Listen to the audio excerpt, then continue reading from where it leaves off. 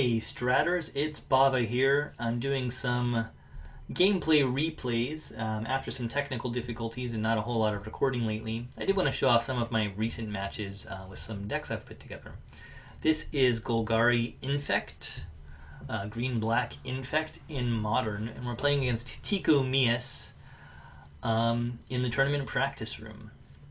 We don't want to keep this, we only got a colorless mana, so we're going to mulligan this away. And we get a 3-lander here, which is nice to get the Crusader out. We also got the Plague Stinger and a Pump Spell.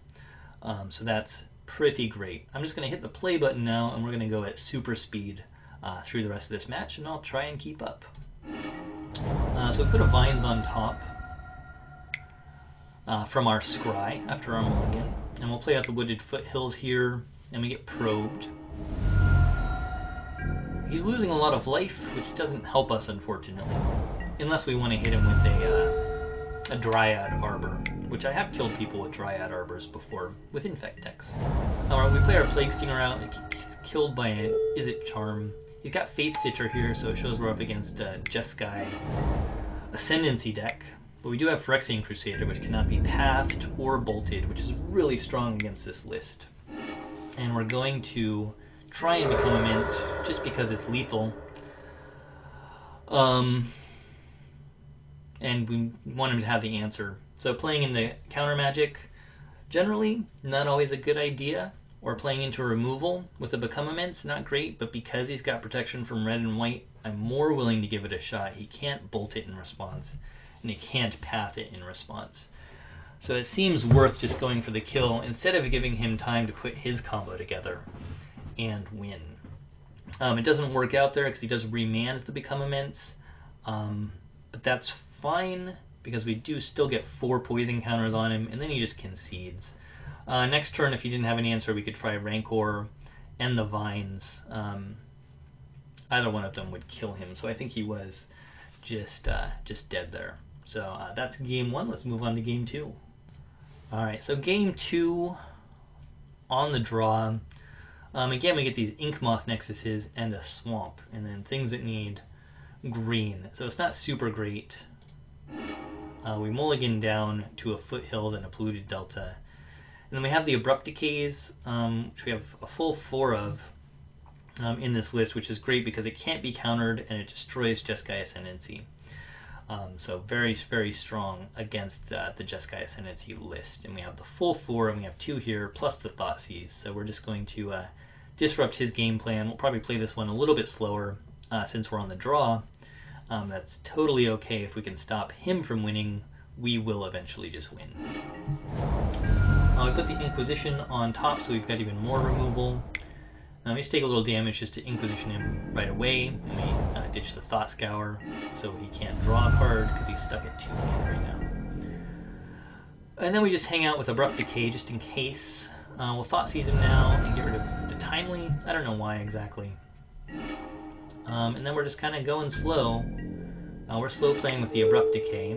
We will get Pithing Needle and name Fate Stitcher, which is going to be something else that's really challenging for him to deal with. This Pithing Needle's a 1-of out of the sideboard. So there's his Ascendancy, which we will Abrupt Decay at the end of his turn. We don't really have anything. We know he's got 2 bolts in his hand and like 2 Izzet Charms, so the Plague Stinger would just die. We're going to go ahead and hit him for 7 here, since he's all tapped out. That was our chance to do as much as we can with his removal down.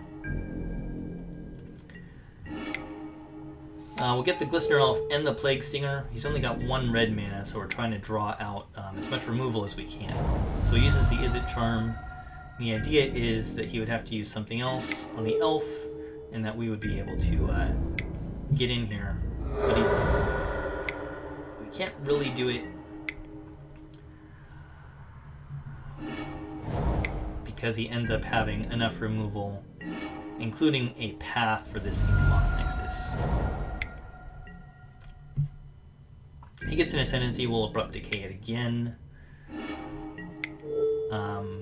We'll go for the Inkmoth Nexus to get rid of his path. And then we will play the Crusader, and he's got no hope now, so the Crusader's just going to win for us.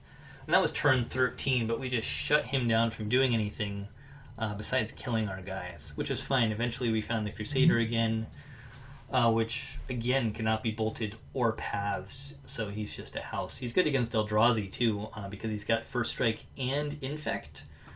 So he's an amazing blocker. He can kill pretty much anything, and just can swing in and demolish at some point. So that was Golgari Infect against Jeskai Ascendancy versus Tiku Mies. And I'm Bava. Hope you guys enjoyed the quick modern recap. Let me know if you want to see more videos. I'm back to making videos again for Magic Gathering Strat, so I'd be happy to play some lists. You guys let me know what you want to see. Alright, thanks for watching, and I'll catch you all next time. Thanks for watching. I'm Bava. Don't forget to check out our great articles and events at magicgatheringstrat.com. Feel free to like us on Facebook and follow us on Twitter, and check us out at twitch.tv/magicgatheringstrat. Thank you to Card Hoarder for their support, and super thanks to our patrons. Check out our great patron rewards, and consider supporting us at patreon.com/magicgatheringstrat. Catch you later.